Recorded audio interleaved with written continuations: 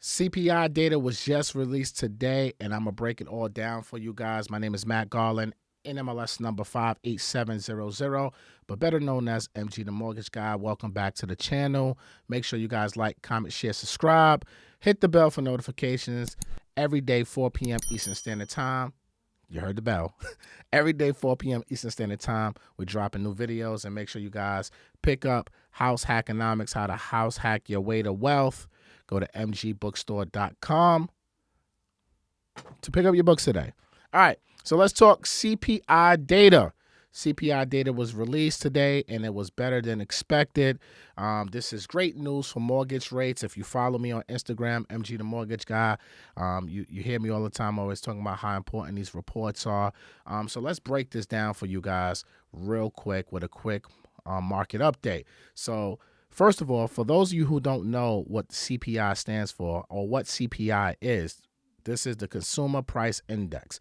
And the CPI is a measure of the average change over time in the prices paid by consumers, you and I are consumers, for market base of consumer goods and services, right? When the CPI is rising, it means that consumer prices are always rising, also rising. And when it falls, it means consumer prices are generally falling.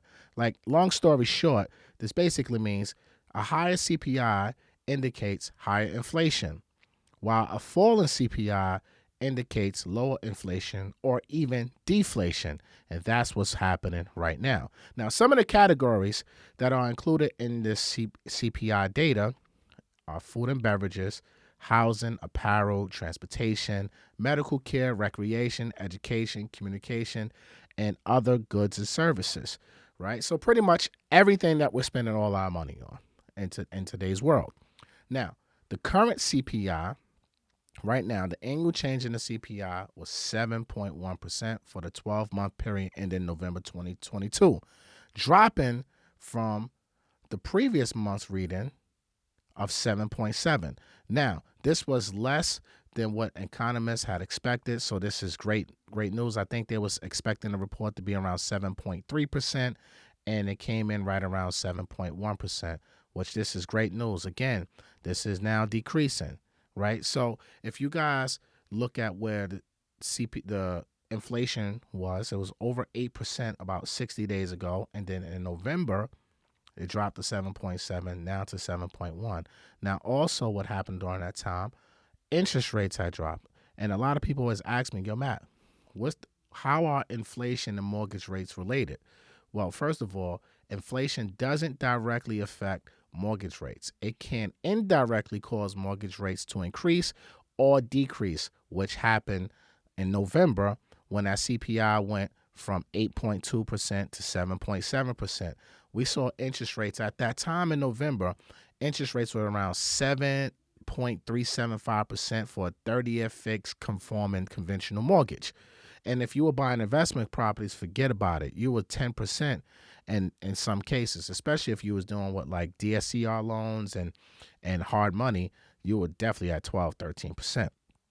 Now, when that CPI report came out and it decreased, that dropped mortgage rates, I think 50 to 60 basis points in like 48 hours, right? And then now we're hovering right around 6.25%.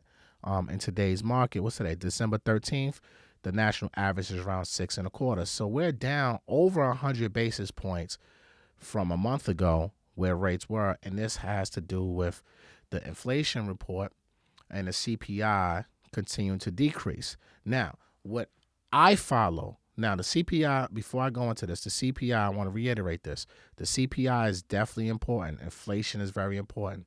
I believe as we keep seeing inflation decreasing, then we're going to see the 10-year Treasury continue to decrease. Right now, the 10-year Treasury is around 3.5%. Over the past 3 months, the 10-year has been as high as 4.25%. Now, this is a direct correlation to mortgage rates, and this is what most seasoned and skilled mortgage professionals like myself, this is what we're watching, and also the MBS, mortgage-backed securities. We're watching those two things to determine, should we lock in rates or should we float them, right? Because as the 10-year goes, mortgage rates tend to follow. The higher the 10-year, the higher the interest rates. The lower the 10-year, the lower the interest rates go. So in November, when that CPI report came, the 10-year was over 4%, and that thing dipped down to 3.5, 3.4. I think it hit at its lowest, and that's where you see interest rates where they are today, right? So if that 10-year treasury keeps going down, ladies and gentlemen, best to believe, and I personally believe, that it will go down over the next couple of days. But we have to wait and see what happens tomorrow with the Fed's funds rates. Let's hope the Feds don't come out here and say nothing too crazy, especially when it comes to housing, because this can kind of reverse everything and make rates go in the wrong direction, which we don't want. We want interest rates to continue to go down. We want affordability in the market. We want people to be able to buy and sell homes because housing is a very important part of the economy. So I'm watching this very closely. I want you guys to pay attention to this as well. And I want you guys to understand one thing, right? Because I know there's a lot going on in the internet world. A lot of people talk, a lot of people make videos and give their opinions. So I'm definitely going to give mine. I believe that rates will hit the high fives at some point in the next 30 days if we continue to see inflation going down, right? This report is a huge home run for buyers that are on the sidelines right now that's been waiting for rates to get a little bit lower so they can go out there and execute. And this is definitely a home run for real estate professionals, loan officers, and realtors, because this is going to bring those buyers that are on the sideline back into the marketplace so that way we can service them. So you guys keep trucking, keep pushing through this storm that we are in right now. This is a temporary season. You got to keep pushing through because the buyers, the sellers, the investors, they are about to hit the market back. And for those of you who are waiting for some crash, keep waiting, keep waiting.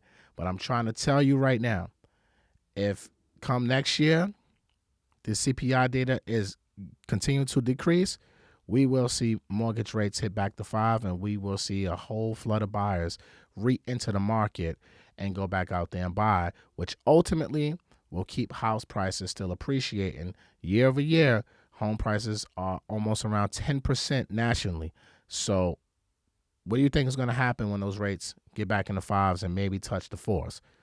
More buyers, more competition, more offers. Homes will continue to go up. So, quick update. This is what's happening right now in the marketplace. I think this is a home run for anybody who's in the real estate game. Anybody's out here who's looking to buy real estate and lock into some deals. All right. Make sure you guys tap in with me every day, 4 p.m. Eastern Standard Time here. And then you also can listen to this on MG the Mortgage Guy show. Anywhere you listen to podcasts, audio, on any podcast audio outlet, Apple, Spotify, whatever. All right. And go to MG Bookstore. Shameless plug again, mgbookstore.com, and pick up House Economics. All right.